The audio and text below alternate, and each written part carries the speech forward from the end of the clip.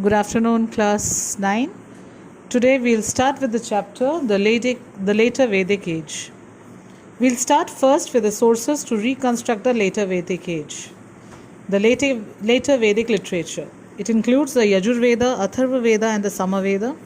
Each of the Veda consists of two parts, the Samhita and the Brahmanas. The Samhita is comprised of hymns and prayers to be sung as rituals and sacrifices. The Brahmanas were prose texts that explain in detail the meaning of the hymns. Besides these, there were the Aranyakas, the Upanishads. There were many other literary productions that were handed down in the course of many centuries. Some of these are the Smritis and the two great epics, the Ramayana and the Mahabharata. The archaeological sources include the axes made of iron and other iron tools.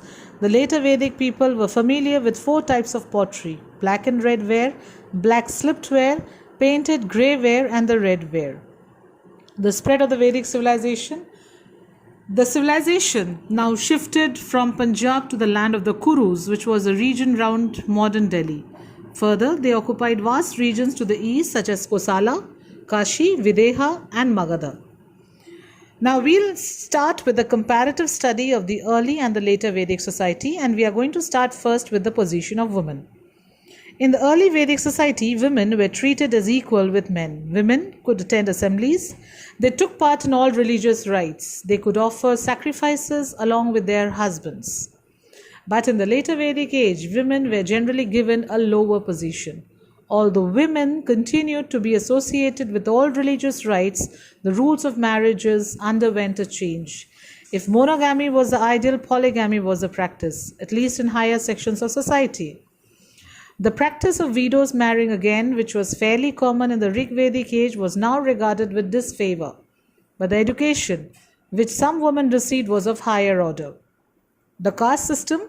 The later Vedic society was also divided into four varnas, but the growing cult of sacrifices added much to the power of the Brahmins. Now the Brahmins and the Kshatriyas enjoyed powers and privileges denied to the Vaisyas and the Sudras. Moreover, many other caste groups beside the four major varnas had come into being. In the later Vedic age, the membership of a varna or that of a caste had become hereditary. There was also a fixation of occupation on the basis of one's caste. The position of Shudras was made miserable by depriving them of the rights of learning the sacred texts and performing sacrifices. The so-called untouchables were forced to live in separate settlements outside the village or the town boundaries. The fourfold ashramas. The Aryan man's life was divided into four periods of 25 years each. Each period represented one ashram. The Brahmacharya ashram was mainly devoted to education for the development of body and mind. The Grihastha ashram was a period when man married and led a family life. The Vanaprastha ashram was spent in meditation and prayer, and the last phase was the Sannyasa ashram. One had to renounce all worldly pleasures and live in the forest as a sannyasi. The Gurukul system of education had become well established in the later Vedic times.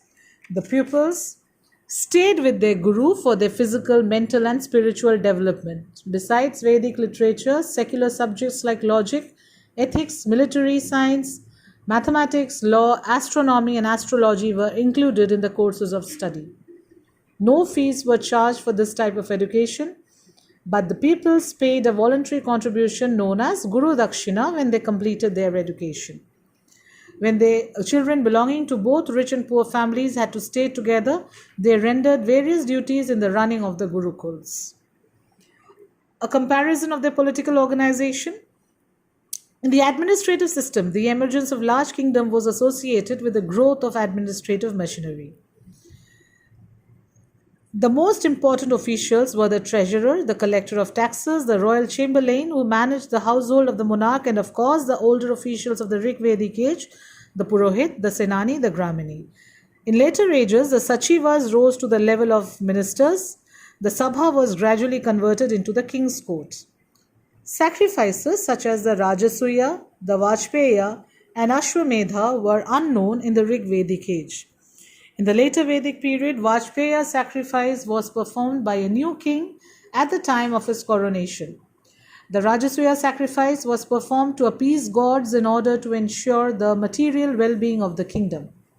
The Ashwamedha sacrifice was an occasion for a powerful king to proclaim that he was the king of the kings. Now we come to the comparative study of early and the later Vedic economic life.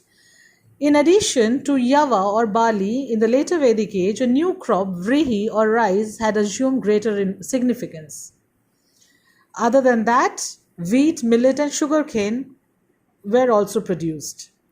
Crafts and occupation, there was a remarkable variety of crafts in the later Vedic age.